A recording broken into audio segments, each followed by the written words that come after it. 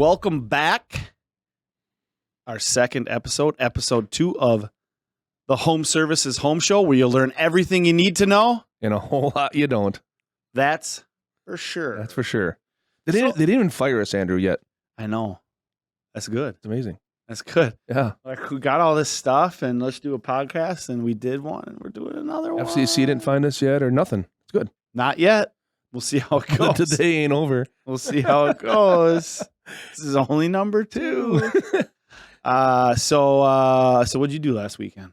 Yeah, it was pretty quiet. Did a little traveling. Went out to the East Coast for a little convention. That's right. We were together. We were together, don't you? But you did something cool this weekend, though, didn't you? I did. The coolest thing I ever did. I went to a convention with themed parties and an award ceremony, and I didn't have a single beer. You did. I was proud of you. I know. Because I ran a trail half marathon. No, half marathon's how far? 13.1 miles. I get tired driving that far. But I tell you what, it was worth it. There was a great sense of accomplishment at the end. And I talked to you right after I got done. The hardest thing I've ever had to do. I've run 2 half marathons before, 10 years ago. Running it on a trail up and down the bluffs of the Mississippi River is different. Yeah, way different. It hits differently. And I said at mile 10, if there would have been a tap out button and a guy with a golf cart, I'd have jumped on that golf cart so fast. And been done? I'm out. Oh. I give. You're tougher than that. That was a great experience. Got my t-shirt. Anyway, got it done. So that's what Nice. I did this weekend. Well, and congrats. Yeah. You took a lot of self-control to be out with 1,200 of our friends on the East Coast. Yeah. And you behaved well. Some great parties, too. It was a good time. Great parties. Learned a little bit, had a little bit of fun, and you were a good boy. Mm-hmm. So that was good. So you ever get anything done on your home? I did. We do actually. We're in the middle of the process of building a house now, but home improvements around the house has been something. As a contractor, it's we do all the stuff for people, but I don't ever do stuff in my house myself. It's kind of fun to actually look at getting something done, finding an expert in that part of the industry, Sure, whatever we're doing. Yep. But looking at it from what we know. Right. So kind of what we want to talk about today is finding a contractor, what you should look for. What should it feel like? It really comes back to one of the reasons we wanted to do this home show. Correct.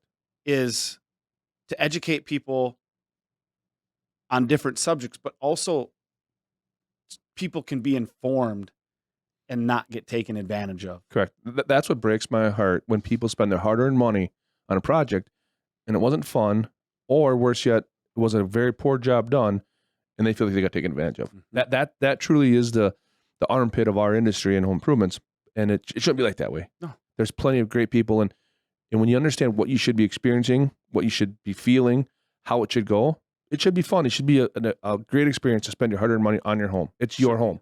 It should be great communication through the whole process.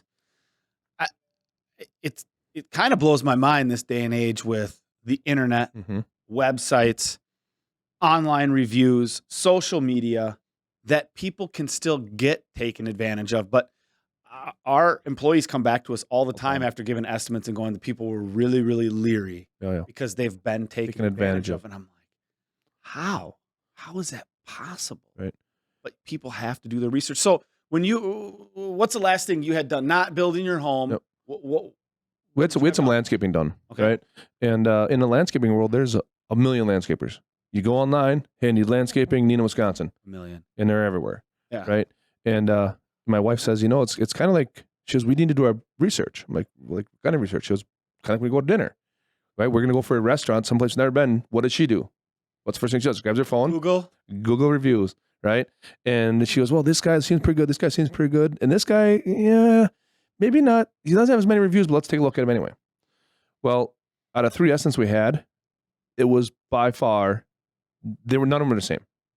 Same project. They're all doing the same thing for us. They're putting some yard in, and they were doing some landscaping. Let me ask you, did anybody actually show you what they're doing, or did they just kind of drop off an estimate? One person shows what they're going to do. And the other ones came, sounds about right. Yeah, the other ones came by and said, well, I think it's going to be about this much. I'll email you an estimate, which I wasn't surprised. But actually, the crew that had the best review, but then no surprise, is the one that said, you know what, we're gonna do it differently. I'm like, what do you mean you're gonna do it differently? They're like, we want to understand what's gonna happen every step of the way, so there's no surprises. Mm-hmm. They said, we don't like surprises, and I know you don't either, so let me show you how this is gonna work. So then they walked us through, the steps. This is gonna happen. This is gonna happen. We're gonna put the curbing in. Then we're gonna put the plants in. We're gonna mulch them. Then we're gonna come back and water them for you. We're gonna set up a sprinkler system. Water them for you? Yeah, it's crazy, right? Like, because that sounds like it's right up your alley. the only thing that I'm doing about gardening is killing them, right? Like, if I put plants in the house, I kill them. Yeah. Like, terrible at it. So all of my plants are like this long. Yeah, they last a long time. Plastic. They last a really long time. They don't take a lot of water. So the process was fun, right? But I knew everything was going to happen beforehand. And for me, that was important because, I'm busy, I'm here, I'm there, and I don't have time to babysit the whole process. But I felt super comfortable when I knew what the process was ahead of time. And they certainly weren't the cheapest. But after it was done, my wife and I were talking, Amy and I were talking, I'm like, that was the best money we ever spent on that project. Because it was simple. Everything, from the first step to the end, it happened just like they said. Yep. And there's no surprises. I got done. They were the most expensive one, but I truly believe that we got the best project because they knew what they were going to do. I knew what they were going to do, and it just happened. So it's kind of fun. Beautiful. It was a good experience. Great experience. And there's no wonder that got a good Google review to their website. See, that goes back to the Google review side, right? There's a lot of companies that have good Google reviews. There's some that have mixed Google reviews. So then you got to start to decipher as a customer, what is it really saying? But when you see people leave reviews about their integrity and the culture and the experience, that's real, mm-hmm. right? Because you can have someone pay some money and they can go put a Google review online for you and kind of dilute if you had some bad experiences. That's what some contractors do. Yep. This one, it wasn't like that. When I knew I picked those guys to do the work in my house, it was going to be what they said, and no surprises. It was good. How about you? So the last, last project that we did, we needed to get the driveway. Well, I wanted the driveway, and I don't know anything about driveways and asphalt, and that. Okay, so that's something I don't know anything about. There's a really cool commercial They're by me. Black, it says, or they're concrete. It's not your fault. It's asphalt. Yeah, like that. That's good tape. I don't know what company that was, but I saw that. I thought it was pretty neat. But I don't know a lot about it. Mm-hmm. But I knew that we were going to be selling the house, and I wanted to have the driveway cracks filled, and I wanted it resealed. Simple, right? Mm-hmm. Should be. I lost count at how many companies I called. 7, wow. 8. 2 called me back. Looked at Google reviews. I think one of them had like 4. The other one had none. And both of them said, yeah, we can get you an estimate and we're just going to drive by. We'll just drive by and then I'll just leave the estimate in the mailbox. And I'm like, oh, okay. I mean, again, right. Not surprised. That's something that we hear from our customers all the time, right? They're just surprised that we actually call them back when they call, which is sad. Grandpa always told me it's easy to soar like an eagle when you fly with a flock of turkeys. That's deep. That's deep. Grandpa hit it deep there. It's awesome. Easy to soar like an eagle when you fly with a flock of turkeys. That's going to be a t-shirt for sure. So they both came out, gave an estimate.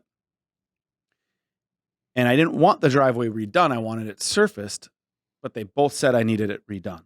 And I said, okay, well, you're the expert. If you think I need it redone, because it had some cracks in it, great. Well, what's the estimate? And they were so drastically different, I couldn't understand it. It's the same square footage, but literally one was half the price. But neither person could explain why. They were both putting down some rock. They were both using, I don't remember, it was 4 or 6 inches of asphalt. Why are we so different? So you know what I did? I ixnayed the whole project because I was so frustrated. And I just didn't do it. I went online. I found companies. I called them all. Got calls back from 2 of them. So that, even being a contractor, was super, super frustrating for me. I didn't even do the project. I was like, you know what? I'm just going to leave it because this is frustrating. I wanted it resealed. You're telling me I can't reseal it. I need a new driveway. one price is like $8,000, the other price is $16,000, but from what I'm reading, they're both exactly the same, and neither person could explain the price difference. I don't get it. How many times do you think that happens in home improvement today? And I'm a contractor. Right. What about the person who's not? Right. And really what's What do you bad do? is, what about Mrs. Jones that's in her 80s, maybe lost Mr. Jones a couple years ago, and she's by herself. The kids aren't I there. see that all the time. And it breaks my heart because they truly are the ones that get taken advantage of. Yeah. But you're right. If you're a contractor and you know what you should be getting and you know how this process should go, and I just want an explanation. Right. And you can't get anything. Tell me what you're going to do. You know what? That one that was $16,000, if he could have came over in an intelligent, You didn't intelligize that very good. Intelligently explain to me why he's $16,000. You know what? Maybe they give a fantastic warranty. Right. Like, hey, we're going to warranty your driveway with no cracks for X amount of years. If you could have explained it to me, this is the process: A, B, C, D, E, and F, and we're going to warranty our work. Okay. Way different. That'd be great. Right. But it was really, really super frustrating. You know, I actually got another story. Again, I'm a contractor, and I know what I should be looking for. And I had a fella that had done a whole bunch of work for me. Whole bunch of work. My house, he had built a couple new decks for me, and we have a cabin and needed new windows. And I said, hey, you know, I know you used to do windows. I didn't get any other estimates. I just went with him because I trusted him. Trusted him, right? You should. So we bought all these new windows and doors, and I remember I asked him. I said, so you're gonna spray foam around all the opening around all the windows and doors. You're gonna weather tape on the outside. You're gonna do all this stuff. Oh yeah. Like he thought I wasn't gonna check. Right. So he tore all my windows and doors out, put the new ones in. There was 3 patio doors. They didn't hardly open. Me being me, I pulled some of the trim off and checked. No foam, no tape. So here's me being a contractor, hiring a contractor that's done work for me before. Right. And he still tried to take advantage. Now, he didn't get away with it. Right. But he could have. He could have. He would have with most people. I pulled my trim off. I pulled my trim off a door, no spray foam, no weather tape on the outside. So I pulled some more trim off. It was all done wrong. Sure. And so when I called him out on it, I asked him again if he did it. He was like, yeah. And I said, do you think that I didn't pull the trim off and look? Because I did, and you didn't do it. And then he said, well, I didn't charge you enough, and I was barely making any money on it. And that's what comes back to getting estimates. Correct. Making sure that it's a reputable company. Because I had no idea what he was going to charge me. For sure. He should have charged me double what he did, but he didn't. And you would have paid it. Because you liked I would have paid it. Right. And I actually ended up spending another $5,000 to have somebody take them out, reinstall them properly. Sure. Now they're done right and they're great. But I mean, that's from somebody that I trusted. Right. And he still took advantage of me. Right. Well, he tried to. He didn't get away with it. And at the end of the day, he didn't make any money on the project. Right. They just didn't pay him. Right. Didn't pay him. Right. Anyway. Don't do dumb stuff, right? Right. So what are the key things in your mind someone should look for when getting an estimate on a home improvement project? I truly believe that a reference of someone that has done work with somebody is huge, right? When you talk to someone that has had experience with that company and they say, hey, here's the deal. They did an amazing job. The staff was amazing. Everything through the process went as it should. And I would hire them in a heartbeat. That's a whole different way than trusting a Google review. Because you don't know who writes Google reviews. But if someone experienced that, so I think that's the first step in being a successful project is talk to someone who's done the work with that company. Yeah. And I think that's the biggest first step you can make. I think it's a red light for me if you do get an estimate for somebody and you ask for references and they don't have any. Well, and to that point, I think a good contractor will offer them to you. They should. They should. They should offer them. I'll always ask for them. I have been offered them, but they should offer them when they're there. For sure. Yeah, because there's nothing in today's society where we don't communicate as much as we used to. you still need to do this. Is one thing you need to do for yourself to make sure that this is fun, because you're going to take your hard-earned money. It doesn't matter if it's $1,000 or $10,000 or $20,000, whatever it is. It's money to somebody. Make sure you're spending it the right way, and that's the best thing way to protect yourself and your family, by make sure you got the right person. Yep. So for me, that's number one. Number two is I really think that having a roadmap for success is important. Understanding what's going to happen. A roadmap for success. That they're going to show you. They're going to show you. Gotcha. Right. As the customer, I shouldn't be asking for this, right? They should be showing me what's going to happen, who's going to do it, when it's going to happen, and what it's going to be when it's done. So does that include like exactly what they're going to be using as well? 100% products. So I think the products that people use, companies, no matter what industry you're in, is only as good as people install it. Right. So I like when people, like when I had to go back to that landscaping deal, I knew the person that was going to call me from the office. I knew the crew guy that was going to be in charge of this job. I knew that he was me the one as my liaison to make sure this project went awesome, and he was. Yep. Right. And then I knew the process was going to happen. They're going to come and do this. They were going to come and get the lawn ready. They were going to till it up, and then they were going to final grade it. Then they're going to seed it. Then they're going to cut the ledging in, and they did all this stuff. And the roadmap was right down the road, so there was no doubt in my mind. And I think when people don't have a roadmap, then it gives contractors a chance to kind of fly by the seat of their pants. And that need to make sure that when they're going to let us know exactly what they're going to do, how they're going to do it, who's going to do it, right, and the products they're going to be using on that project. How often do we see it? I mean, we're roofers, right? How often do we hear about somebody saying that they're going to get a roof just like either our roof or somebody else's roof? But cheaper. We know it's not. Right. But it's cheaper. Yeah, you'll hear all the time. Why is it cheaper? Well, we're going to do just like Keeney does. We're going to do it cheaper. Or we're going to do just like Larson does. Just like Larson cheaper. Does, but we do it cheaper. You can't. Right? But changing something, right? Now, the shingle might be the same, right, but what do we know being roofers about the shingles? Everything that's underneath it is the most important. All the shingles do is protect the important stuff. Right. It's like your skin on your body. It's everything that matters is underneath your skin. Exactly. You put the best shingles in the world on, but if it's not, everything underneath it's not done right with good stuff, right, your roof will leak. Correct. Period. And then you have anguish and you have anxiety and you have family, distress. It's a problem, right? Mm-hmm. So I think to that point, it's good. Know the products you're going to use, with the process and the people, and now you have a roadmap for success. That when that job is complete, you go, that happened just like they said it was going to happen. And I think that's a big part of it. Yep, I'm with you on that one. So, reviews, referrals are references. Yep. And we're going to call it a roadmap for success. You just made that up right now. Oh, that's my head, man. I like it. It's my head. I like it just like that other saying, yeah. But it is. It's a roadmap for success for the project. Correct. Who's going to do it, when they're going to do it, how they're going to do it, and what they're going to use. And that should be in writing on a scope. Correct. And when they're doing the project, should be there making sure that the people that they said were going to do it are doing it. Correct. They're doing it how they're supposed to be doing it. And they're using the products they said they were going to use. Yeah, there's a funny story. We had a roof up in Appleton. It was earlier this year. And we lost a job. The contractor said, hey, we're going to do it just like Keeney does. We're just going to do it cheaper. And we had to wish them the best of luck because that was the decision they made. So we wish them the best of luck. And we happened to be in the neighborhood because we're doing a neighbor's house down the road.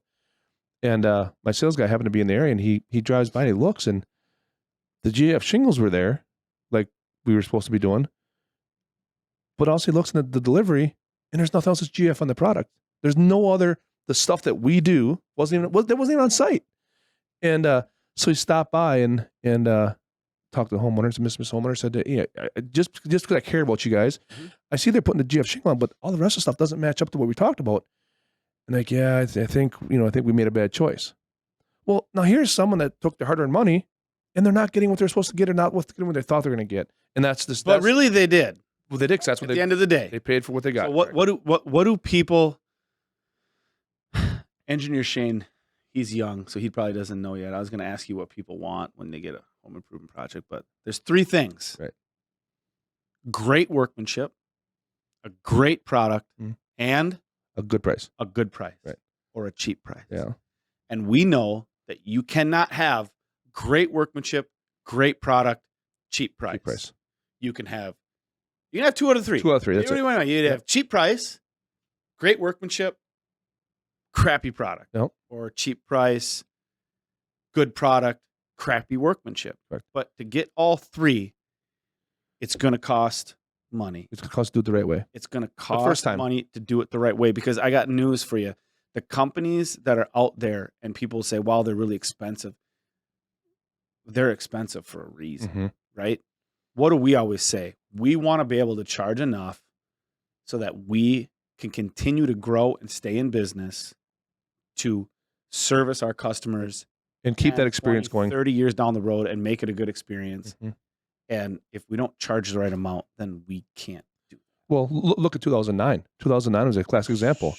We both started our offices in 9 and 10, and we came from an office that Kevin and Emily Lindis believed with all their being that if you take care of the people the right way, you charge the right amount, do the job the first time, that they're going to be happy.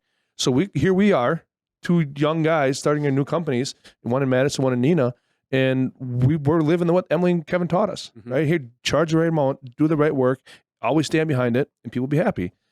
And people are like, man, you're crazy. Yeah. People aren't going to pay that much for you to do that job in 2009 and 10. Well, holy cow, guess what happened? They did, and they were so happy they did it that we went on a trajectory like this. What else happened in that time, too? It really weeded out the bad ones. It weeded out bad contractors. They didn't make it during that time. Yeah, they didn't make it, right? They didn't make it. I actually have a really cool story about the ethics and the honesty that they instilled in us. Like, everything came with the lifetime workmanship guarantee. He just believed that if they did the work, if there was something wrong with it, they'd take care of it. Yes, it cost them money, but he believed people are spending their hard-earned money. Yeah. We're honored to work on your home. We're going to take care of it. So I was a gutter sales guy at the time, and I was in Minneapolis, and I sold a job to these people, and a lot of the houses had like alleyways in the back of them, and the garages were behind them. And so if that helps everybody who's listening visualize this. If you've been in Minneapolis, you understand. You understand it. Right. But so I sold this nice couple some gutters, and I actually sold them some windows. Or no, just gutters. Anyway, it doesn't matter. But they said, hey, our neighbor behind us saw your vehicle over, and she was wondering if you could come stop over and give her an estimate for leaf guard. I was like, oh, yeah, absolutely. So I got done, wrapped it up, and I went over and visited their neighbor. And I was always, when I was at someone's house, I was always looking at other stuff. I'm looking at their windows. I'm looking at their, just something to talk about. Anyway, so I looked at their windows, and they were horrible. Seal failure, I'm guessing? Seal failure in like every window in the house, the weather stripping falling off, and I felt so bad for her because I knew they weren't that old. Right. They were all vinyl replacement windows. So I pointed it out, and I said, you know, your windows, I said, the seals are all failing. So that means all the gas has escaped and it was fogged up inside. And I said, they're really, she's like, I know. And she's like, I don't know what to do about it. And I said, who put these windows in? And she's like, it was a construction company out of Wisconsin called Lindis Construction. And I'm like, at this point, your heart stops. That's my company. That's me, right? That's my company. Right. I didn't. Not your company here, but your company. No. That's who I worked for at the time. And I said, really? I said, you understand that we are Lindis Construction. And she's like, really? I said, I'm going to make a call for you. So I called the window production manager, and I said, listen, I'm at this house in Minneapolis. We put windows on for her in like 1999 or 2000. I said, and he knew exactly what kind they were because they had the issue. And I said, all the seals are failed in all the windows. I said, what are we going to do? And he said, look at her, tell her I'll be giving her a call as soon as you leave. I'm going to come out, remeasure the windows, and replace them all for free. And I'm like, whoa. What? How? It actually kind of gives me chills. Right. Like, I was dumbfounded. But I wasn't surprised, but I was surprised. Well, it reinforced why you worked for that company. Reinforced why I worked for that company, and reinforced that's why we have the values that we have. Correct. And for me to get off the phone and go, guess what? Mr. Lindis, Greg Lindis, is going to call you tomorrow, or call you when I leave. He's going to come out, measure the windows, and replace them all. And she started crying. No charge. And major upgrade to her windows too. But that's where that comes from. Well, and that's why that company went from a small family-owned business in Baldwin, Wisconsin, population 3,000 people, to one of the most premier contractors in the Midwest. One of the largest in the country. Honestly. Correct. They really are one of the largest home improvement companies in the country. Yeah. Not a lot of single office, maybe none. That are that are bigger. Right. So Correct. But it's from doing stuff like that. Correct. That's how the word gets out. But homeowners need to look for companies like that. Correct. Companies that have been around. And they exist. Been around a lot. There's other great companies in our area. Mm-hmm. But the problem is, and I don't. How hard is it to get a contractor license in the state of Wisconsin? Not real hard. It's not real hard at all. Pretty much have to be able to read. No. Not that I want to. No, I'm just kidding. But yeah, it's pretty easy. So a lot of people can get a contractor license. So when looking for somebody, time in business, have a great website, social media presence, right, referrals and references, right, Google reviews, all of that. Right. And I don't want to say don't ever go with the cheapest estimate, but don't ever go with the cheapest estimate, because there's a reason that it's the cheapest estimate. Right. There truly is. I'm sure there are probably a lot of stories where somebody went with the cheapest estimate and it worked out. The problem is that I truly believe that most contractors at the core are good. Yeah, I think so. I think that they want to take a job on, they want to make some money, they want to do it right. But at the end of the day, if your margins are super, super slim and one thing goes wrong, and you got to make a choice between feeding your family as a contractor or disappointing a customer, what are you going to do? You're going to feed your family. Correct. And that's exactly what happens. You either just do it shoddy and do it bad and the homeowner ends up redoing it, and or you just don't come back and you just don't finish it. And that's usually what happens. And I don't think it's because that they were a bad person. Right. They just really didn't have any other choice. Yeah. And then the homeowners just a bad business person. Bad business person. Right. Because most contractors aren't great business people. No. They could be very talented at what they do, but running a business might not be one of them. Yes. Because running a business is truly expectation management for your customers. Like that is to its core what it is. It's all that matters. Yep. It's all that matters to us. Because at the end of the day, they're not going to remember which product it was, what you put in here and that window or that roof or that gutter. They're going to remember the experience you had. Mm-hmm. So, yeah. No, good topic. I like it. Good. I think that's it. We should probably stop there. They're going to fall asleep. We don't want that. We don't want that. Bottom line is do your research when finding a contractor for a project. Look for references, look for referrals, look for Google reviews, and be leery of the person that comes in with the lowest price. That is where problems happen. Expect their experience. Expect a good experience. Demand a good experience. And if you go down that road, more often than not, you're going to have a good experience. Yep. Before we go, a quick little thank you to producer Shane and director Chase. They do a great job for putting us on for us. So thank you guys. They sure do. Remember to check us out at larsonhomeservices.com and keeneyhomeservices.com/podcast on both of them. Ask us anything you'd like. We want to make this show awesome. You can learn anything about your home or any project that you're doing. So any questions are all welcome. So I hope you learned everything you needed to know. And a little bit you don't. We'll see you next time. Thanks, guys.